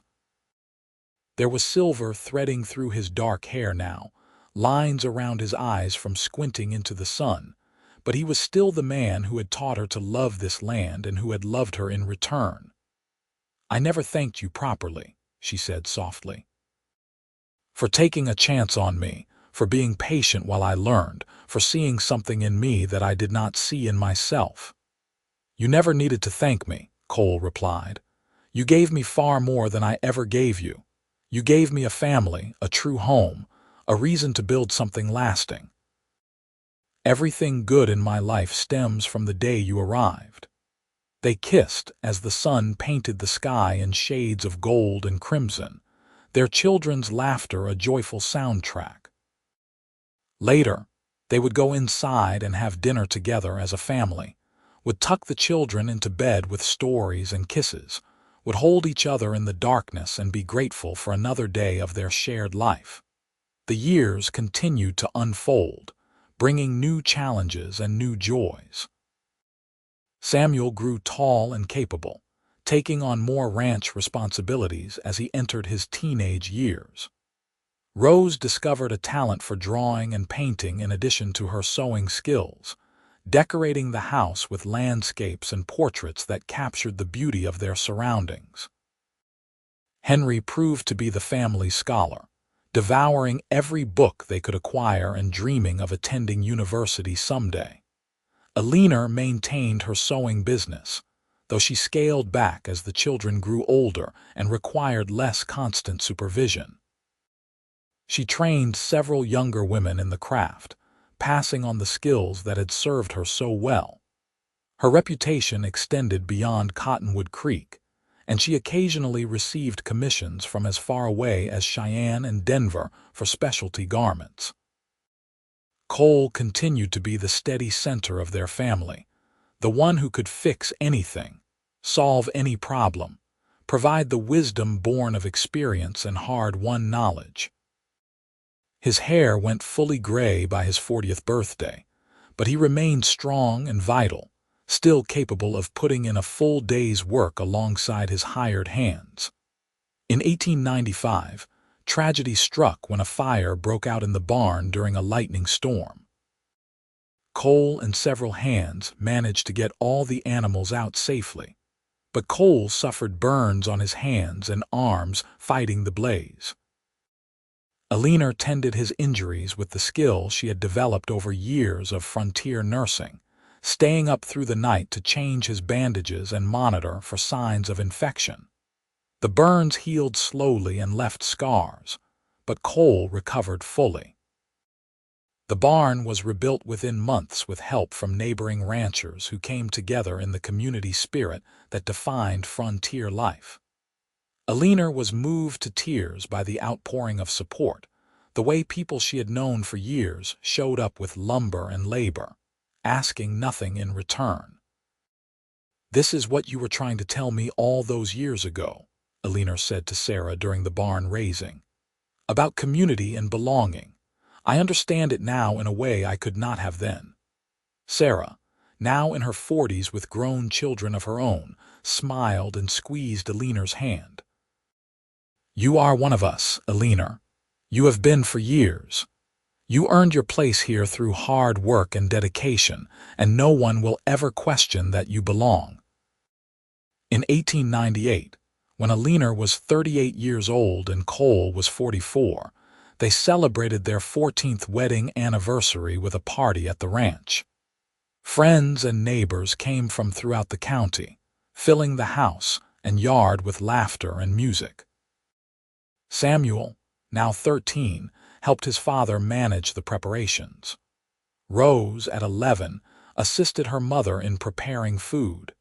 Even 6-year-old Henry contributed by keeping the younger children entertained.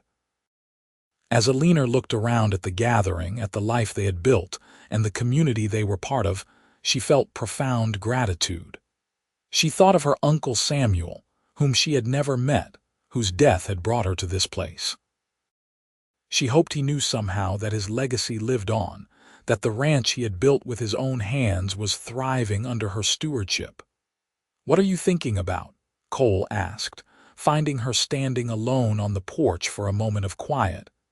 "Everything," Alina said. "How strange life is, how one unexpected event can change the entire trajectory of a life. If my uncle had not left me this ranch, if I had not been brave enough or desperate enough to come west, I would have lived an entirely different life. Not necessarily a bad life, but not this life."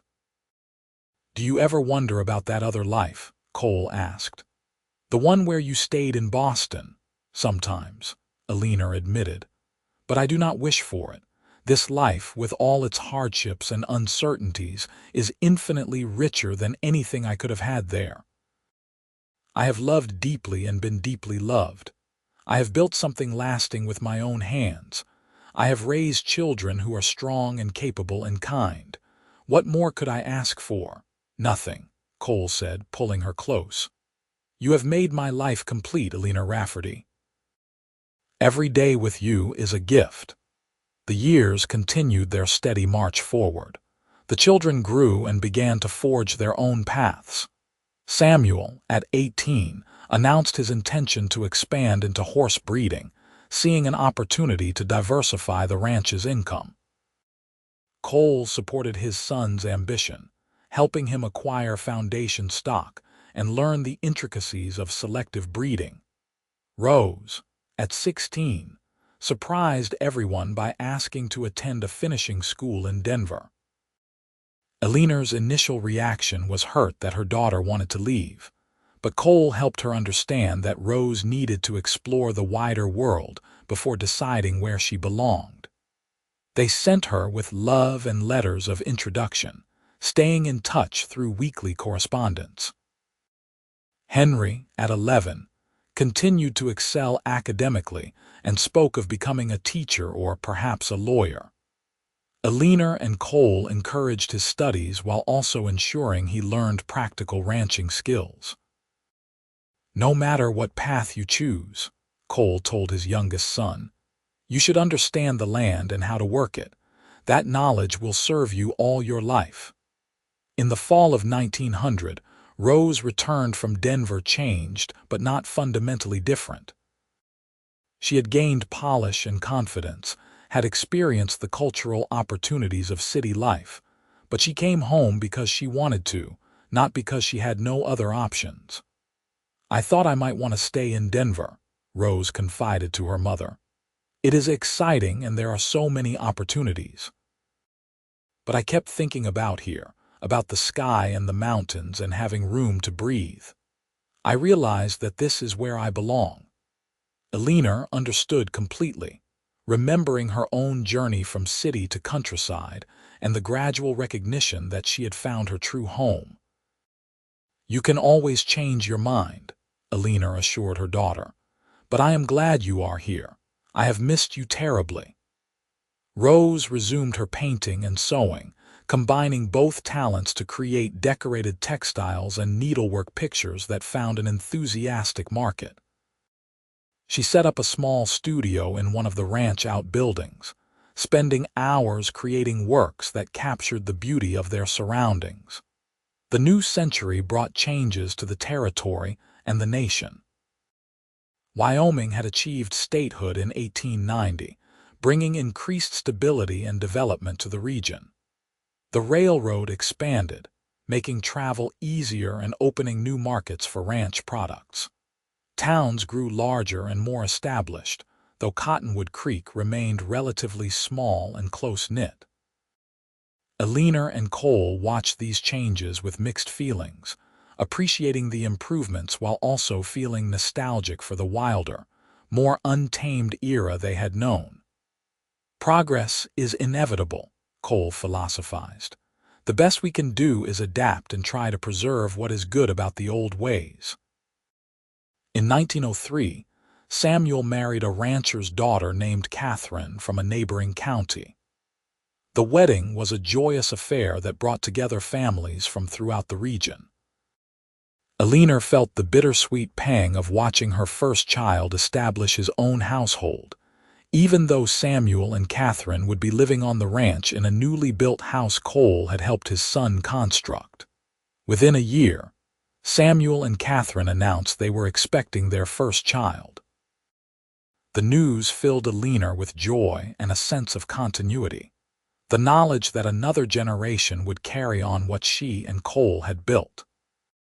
When her first grandchild, a boy they named Cole after his grandfather, was born in the spring of 1904, Aliner held the infant and marveled at the passage of time.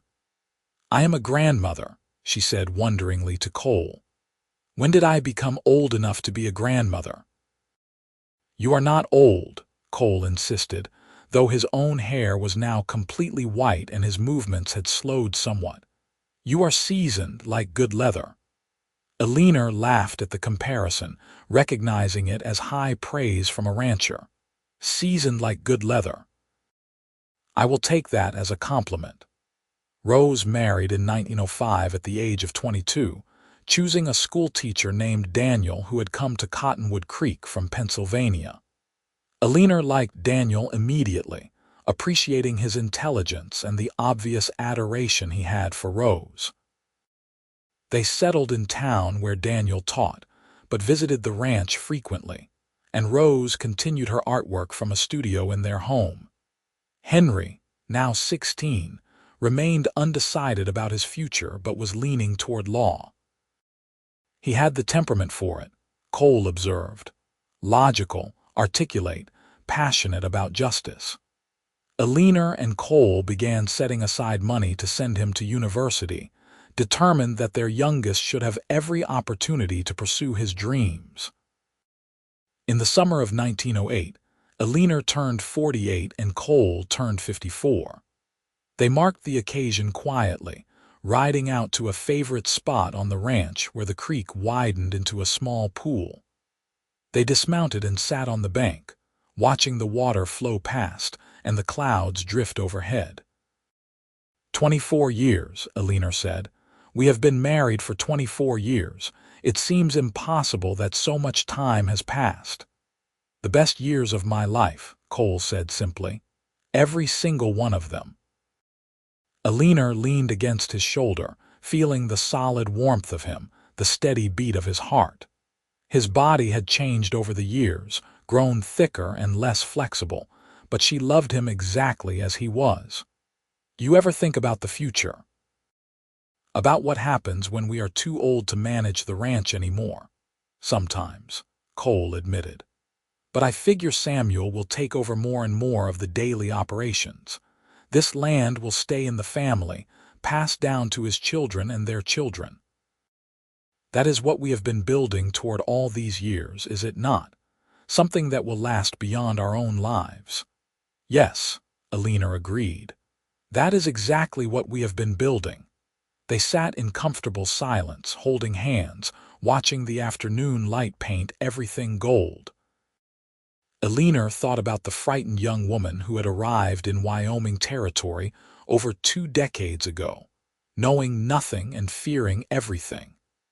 She thought about the man who had taught her to love the land and who had loved her in return. She thought about the children they had raised and the grandchildren who would carry their legacy forward. I need to tell you something, Cole said suddenly, his tone serious enough to make Alina sit up and look at him with concern. What is it? I have been having some pains, Cole admitted reluctantly. In my chest, nothing severe but enough to concern me. I saw the doctor in Laramie last month when I took that trip to the cattle auction. Alina felt her heart clench with fear. What did he say? My heart is wearing out, Cole said simply. He could not give me specifics, said it could be years or it could be months. He told me to take it easy, avoid stress, rest more. Then that is what you will do, Alina said firmly, fighting to keep her voice steady. Samuel can handle more of the work. You can supervise rather than doing the physical labor yourself. Cole smiled sadly. We both know I am not built to sit on the porch and give orders, but I will try to be more careful. I am not ready to leave you yet, Alina. I want every day with you that I can get. Alina pulled him close, holding him fiercely. You are not leaving me for a very long time. Do you understand? We have too much left to do, too many grandchildren to spoil, too many sunsets to watch together. Cole held her just as tightly. I love you, Alina Rafferty. That is the one thing I know with absolute certainty. Whatever time I have left, I want to spend every moment of it with you. Alina refused to let fear dictate their lives. They continued to work the ranch, though Cole did scale back his physical labor somewhat. They spent more time together, taking rides to beautiful spots on their land, talking about everything and nothing, storing up memories against whatever the future might hold. Henry left for law school in the fall of 1908, heading to a university in Colorado. His departure left the house feeling empty, despite the fact that Samuel and Catherine lived just across the yard with their growing family. Alina threw herself into her sewing and into helping Catherine with the grandchildren, finding purpose in the daily rhythms of life. Cole's health remained stable through the winter and into the spring of 1909. There were occasional episodes where he would press his hand to his chest and sit down suddenly, his face pale, but he always recovered. Alina watched him constantly, her heart in her throat, torn between wanting to keep him wrapped in cotton and knowing he would hate to be coddled. In June 1909, on their 25th wedding anniversary, Cole organized a surprise party with help from Sarah and the children. Alina walked into a barn that had been decorated with flowers and ribbons, filled with friends and family who had come to celebrate the quarter-century of their marriage. There was music and dancing, food and laughter, speeches and toasts that brought tears to Alina's eyes.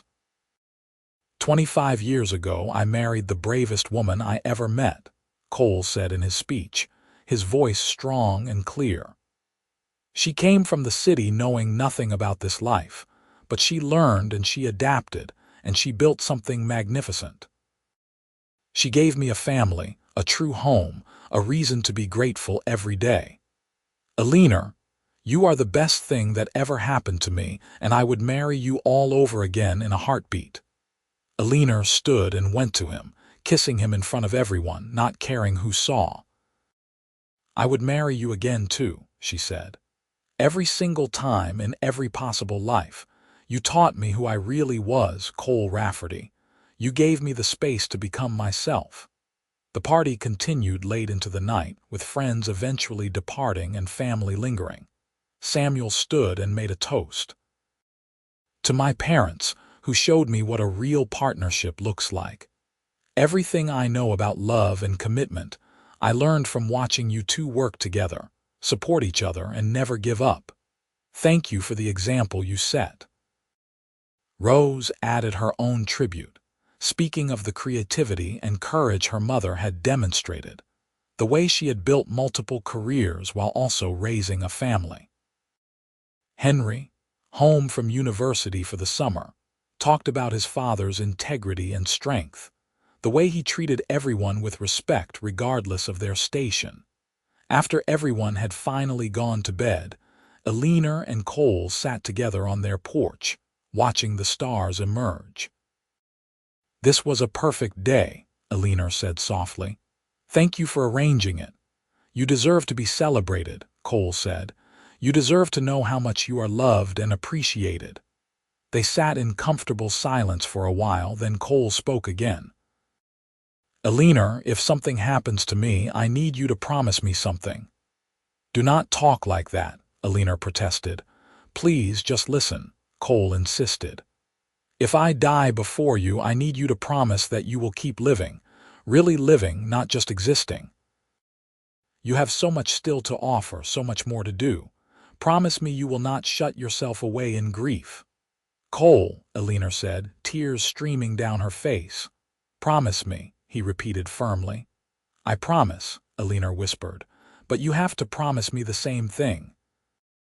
If I go first, you have to keep living too. Deal, Cole said, pulling her close. They sat together under the stars, holding each other, grateful for 25 years and hoping for many more. The years that followed were precious and fleeting.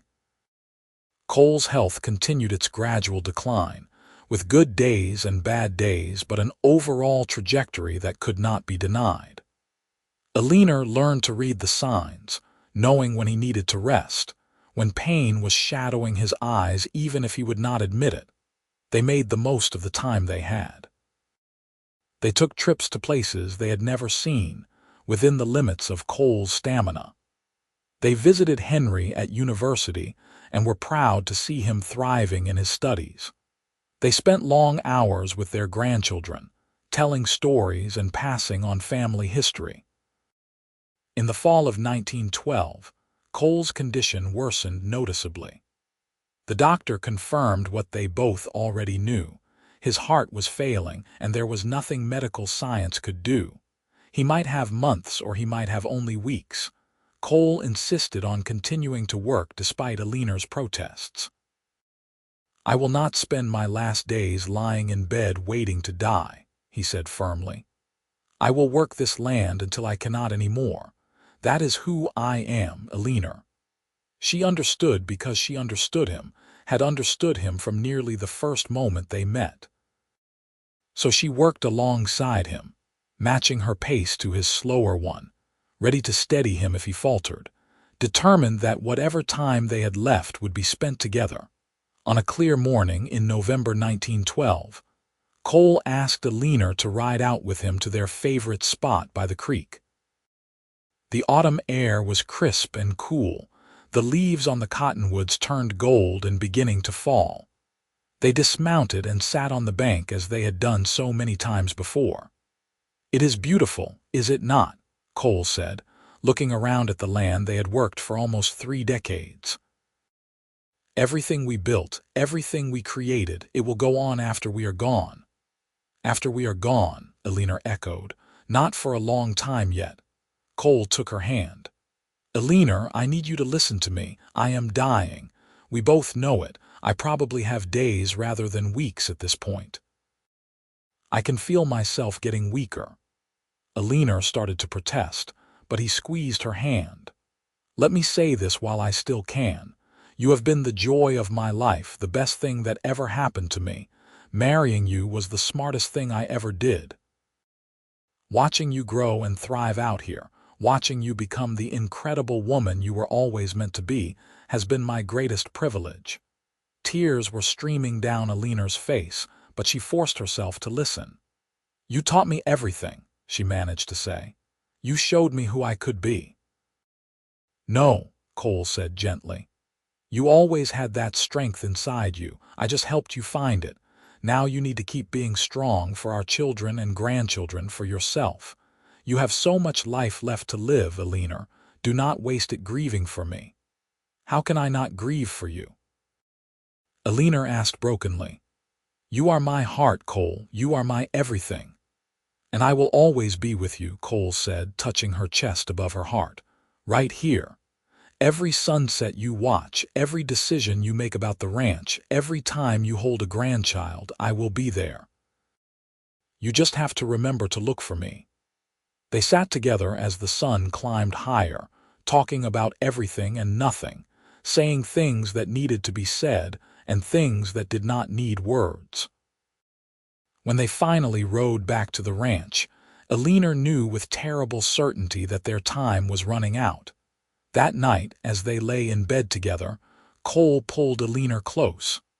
"I love you," he whispered. "I have loved you from the moment I saw you step off that wagon, looking lost and fierce and beautiful. I will love you for whatever comes after this." "I love you too," Eleanor said, holding him tightly. "Always and forever." She woke in the early morning hours to find Cole's breathing shallow and labored. She lit a lamp and saw that his face was gray, his lips tinged with blue. "Cole," she said urgently. His eyes opened, focusing on her with effort. "Eleanor," he breathed. "My love."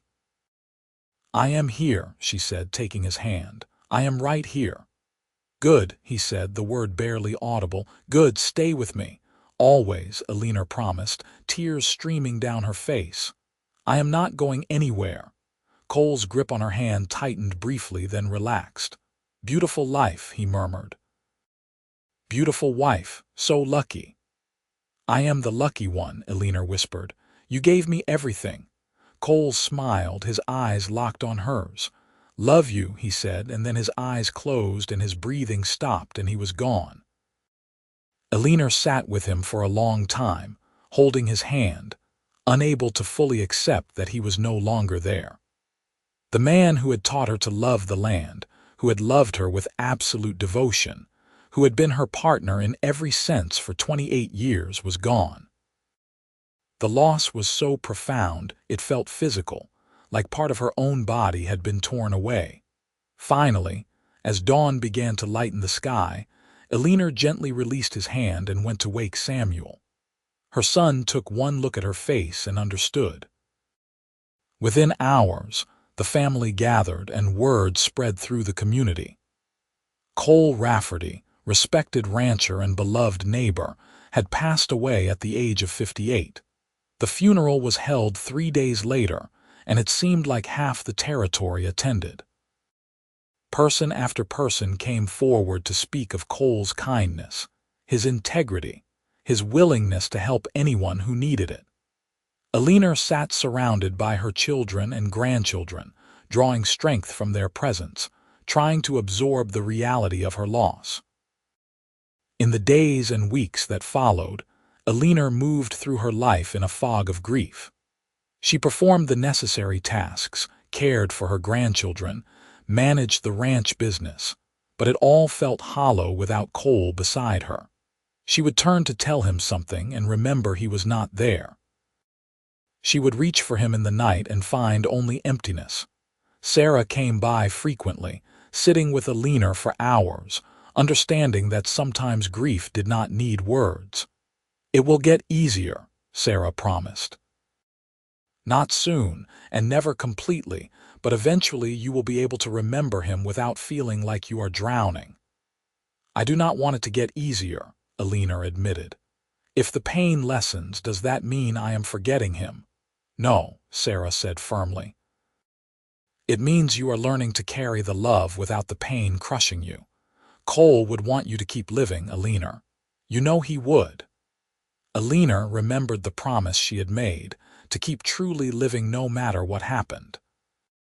She owed it to Cole to honor that promise, even though every part of her wanted to curl up and stop. For his sake, she would find a way to go on. Slowly, painfully, Alina began to rebuild her life around the hole Cole's death had left.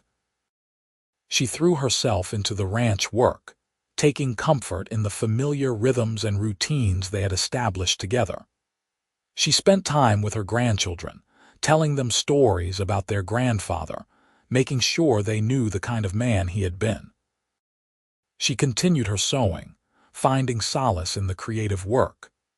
She took long rides on Daisy, now an elderly mare but still willing, visiting the places she and Cole had loved. She talked to him sometimes, out there in the solitude of the land, telling him about her day, asking his advice, feeling his presence in the wind and the sky. Spring came, as it always did, bringing new life and new possibilities. Alina planted the kitchen garden, tending the seeds with care, watching them sprout and grow. She helped Samuel and Catherine with the spring roundup, proving that at 52 years old she was still capable of hard physical work. One evening in late May, Alina sat on her porch watching the sunset. Rose and Daniel were visiting with their 2 children, and the sound of the grandchildren's laughter drifted from the yard. Samuel and Catherine's house across the way showed warm lights in the windows. Henry was due to visit the following month, having graduated from law school and secured a position with a firm in Cheyenne. Alina thought about the life she and Cole had built, the family they had raised, the legacy they were leaving. She thought about the frightened city seamstress who had arrived 29 years ago knowing nothing, and the woman she had become through hard work and love and determination. I kept my promise, she said softly to the wind, to Cole, to herself. I am still living. It is hard without you, but I am doing it. Our children are thriving, our grandchildren are growing strong and happy. The ranch is prospering. Everything we worked for is continuing. She felt, or imagined she felt, a sense of approval, of love, carried on the evening breeze. Cole was gone, but his presence remained in everything around her. The house they had improved together, the land they had worked side by side, the children who carried both their strengths forward into the future. Alina stood and walked to the edge of the porch, looking out at the vast Wyoming sky. The pain of loss was still there, probably would always be there, but it was accompanied now by gratitude. Gratitude for the years they had shared, for the love they had built, for the life that continued because of what they had created together. She thought about the inheritance that had brought her here, the uncle she had never met who had given her this extraordinary opportunity. She thought about taking a chance on a life she could not have imagined, about learning to love land and work and a man with storm-cloud eyes. Thank you, she whispered to Samuel Hartwell, to Cole, to whatever forces had conspired to bring her to this place. Thank you for showing me who I could be. The years continued forward, as they always did. Alina remained active in managing the ranch well into her 60s, though Samuel gradually took over more of the daily operations. She became the family matriarch, the keeper of stories and traditions, the one who held everyone together during difficult times. She lived to see Henry establish a successful law practice in Cheyenne and marry a schoolteacher named Elizabeth. She lived to see Rose's artwork gain regional recognition, with pieces sold to galleries in Denver and beyond. She lived to see Samuel expand the ranch to nearly 2,000 acres, one of the most successful operations in the county. She lived to hold great-grandchildren, marveling at how quickly time passed and how much joy each new generation brought. She told them all about their great-grandfather Cole, the man who had taught a city seamstress to be a rancher, who had loved deeply and worked hard and built something meant to last. In the spring of 1925, at the age of 65, Alina felt her own health beginning to fail. She did not fight it, understanding that her time was coming to an end and accepting it with grace. She had lived a full life, had loved and been loved, had built something that would endure beyond her years. On a warm June afternoon, surrounded by her children and grandchildren, Alina passed away peacefully in the same bed where she had spent her wedding night and where Cole had died 13 years earlier. Her last words were to Samuel, "Take care of the land. It gave me everything. Honor that." Samuel promised through his tears that he would, and he kept that promise.